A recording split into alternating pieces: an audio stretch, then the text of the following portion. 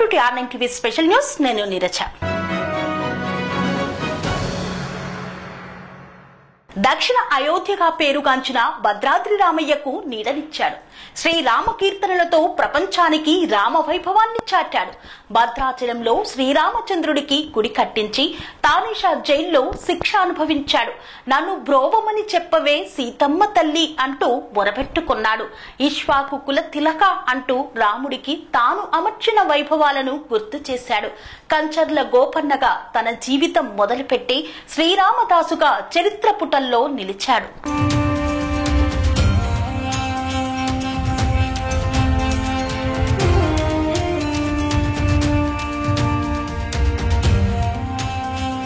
భద్రాచల క్షేత్ర మహత్యాన్ని తలుచుకునే ప్రతిసారి భక్త రామదాసు గొప్పతనాన్ని చెప్పుకోక తప్పదు.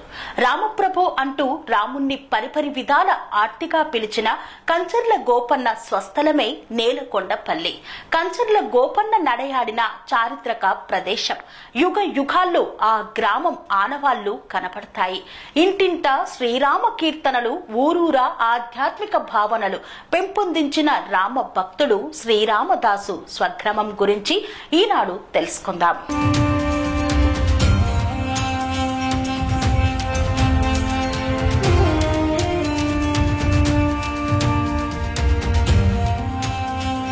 భక్త రామదాసు నడయాడిన ఈ గ్రామం ఎన్నో వింతలు, చారిత్రాత్మక ఆనవాళ్లకు పెట్టింది పేరు.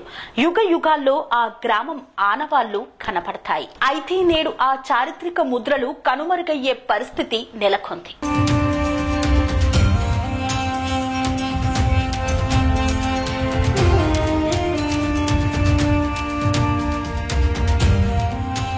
భద్రాద్రి రాముడికి గుడి కట్టినప్పుడే నేలకొండపల్లి ప్రపంచానికి తెలిసింది.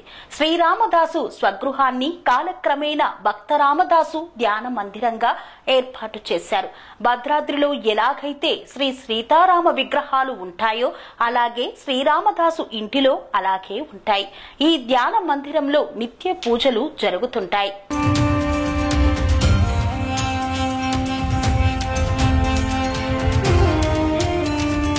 భద్రాద్రి దేవాలయ అనుబంధం నుండే ఇక్కడ పూజలు, అభిషేకాలు నిర్వహిస్తుంటారు. ఇంత ఘన చరిత్ర ఉన్న ఈ ప్రాంతం నిర్లక్ష్యం ఒడిలోనే ఉంది. ఆదరణ కోసం ఎదురు చూస్తోంది. ఆనాటి ఆనవాళ్లకు చిహ్నంగా ఉన్న ఈ ప్రాంతం అభివృద్ధికి నోచుకోలేదు. చరిత్ర పుటల్లో ఘనకీర్తిని సాధించుకున్న ఈ గ్రామం ప్రస్తుతం నామమాత్రపు వసతులతో మౌనంగా ఎదురు చూస్తోంది. నేలకొండపల్లిని టూరిజం పర్యాటక గ్రామంగా గుర్తించినా అది కార్యాచరణకు మాత్రం నోచుకోకపోవడం శోచనీయం.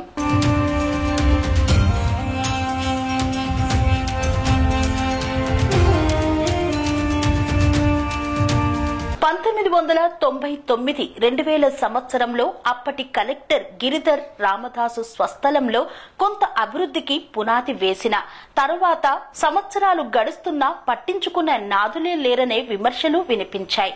రామదాసు జయంతి ఉత్సవాలు, రామదాసు ధ్యాన మందిరంలో మ్యూజియం, గ్రంథాలయం, ఆడిటోరియం నిర్మిస్తున్నామని హామీ ఇచ్చిన నేతలు పట్టించుకోకపోవడం దారుణమని ప్రజలు భావిస్తున్నారు.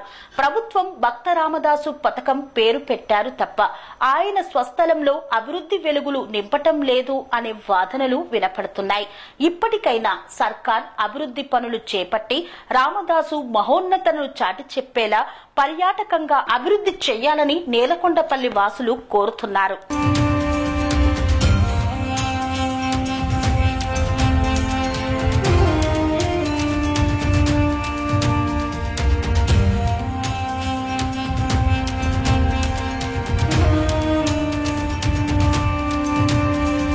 రామభక్తికి నిలువెత్తు ప్రతీక అయిన భక్త రామదాసు ఆయన జయంతిని పురస్కరించుకొని ప్రతి ఏటా వాగ్గేయ కారోత్సవాలు జరుపుతూ ఉన్నారు. 5 రోజుల పాటు ఇదొక ఉత్సవంలా సాగుతుంది.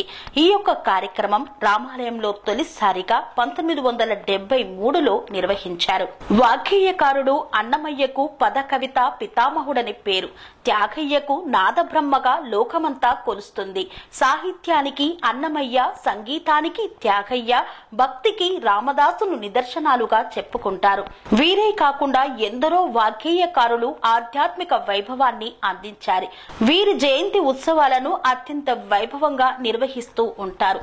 నేలకొండపల్లిలో రామదాసు జయంతి ఉత్సవాలను సైతం అత్యంత వైభవంగా ప్రతి ఏడు ఫిబ్రవరిలో నిర్వహించడం ఆనవాయితీగా వస్తోంది.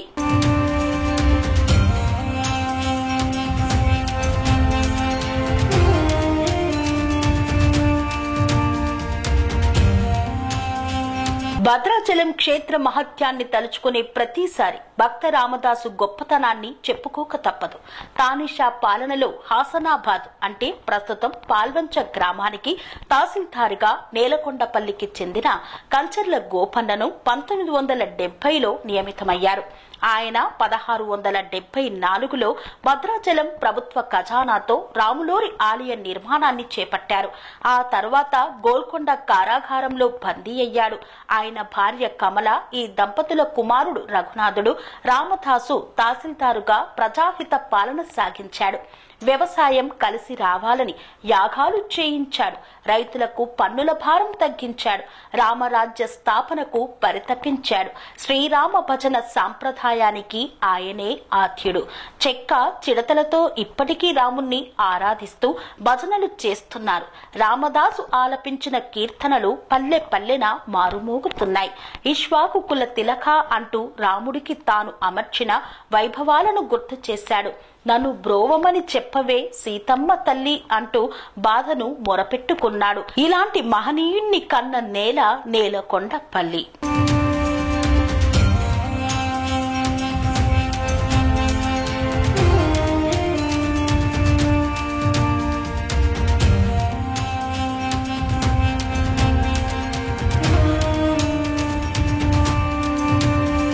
భక్త రామదాసు నడయాడినటువంటి నేలకొండపల్లిలో నేటికి ఆయన జీవం సాక్షిగా కనిపిస్తుంది. ఆయన ఇల్లు ఇప్పుడు శ్రీరామదాసు ధ్యాన మందిరంగా వెలుగొందుతోంది. ఆయన వాడిన బావి ఇప్పటికీ నీటిని అందిస్తూ పూజా కార్యక్రమాలను నిర్వహిస్తూ ఉంది. ఆయన రూపం అక్కడ నిలువెత్తుగా నిలిచి ఆ రామభజన చేస్తూ దర్శనమిస్తుంది. ఆ ప్రాంతమంతా రామభక్తితో పులకించిపోతోంది. నేలకొండపల్లిలో శ్రీరామదాసు నడయాడాడు. అది ఎంతో పుణ్య భావంతో అక్కడ ఉన్నటువంటి ప్రజలు భక్తి భావంతో ఆ ప్రాంతాన్ని ఆరాధిస్తున్నారు. కానీ అభివృద్ధిని మాత్రం నోచుకోకపోవడం ఆ ప్రజల్ని బాధిస్తోంది. ఆ ప్రాంతాన్ని ఇప్పటికైనా అభివృద్ధి చేసి చరిత్రకు సాక్ష్యంగా నిలిచినటువంటి శ్రీరామదాసు యొక్క భక్తిని, ఆ రామనామాన్ని ప్రపంచానికి చాటి చెప్పేలా అభివృద్ధి చేయాలని అక్కడి ప్రజలు కోరుకుంటున్నారు. ప్రభుత్వం ఇకనైనా ఒక్కసారి నేలకొండపల్లి వైపు కన్నెత్తి చూడాలని ఆశిద్దాం. శ్రీ అవధూతాశ్రమము బోధానంద సత్యారామూర్తి ఆర్యుల గోసేవాశ్రమము మరియు వృద్ధాశ్రమము పడాల. ఆశ్రమములో గోసేవ, గోవుల దానము స్వీకరించుట, మీ నవగ్రహ దోషములు పోవుటకు గోపూజ చేయబడును. మూలికా వైద్యము, గోపంచగవ్య వైద్యము చేయబడును. యంత్రములు, తావీదులు ఇవ్వబడును. శాంతి హోమములు చేయబడును. మీ ఆత్మీయుల పుట్టినరోజు, పెళ్లి రోజు మరియు వర్ధంతి వంటి ముఖ్యమైన దినములలో గోసేవ లేదా అన్నదానం చేయదలిచిన వారు సంప్రదించండి. మా వృద్ధాశ్రమంలో ఖాళీలు కలవు. చేరదలిచిన వారు సంప్రదించండి. శ్రీ శ్రీ శ్రీ స్వామి బోధానందగిరి శ్రీ అవధూతాశ్రమము, అయ్యప్ప స్వామి గుడి దగ్గర, పడాల, తాడేపల్లిగూడెం 2. Cell numbers 7981356374, 96180341138.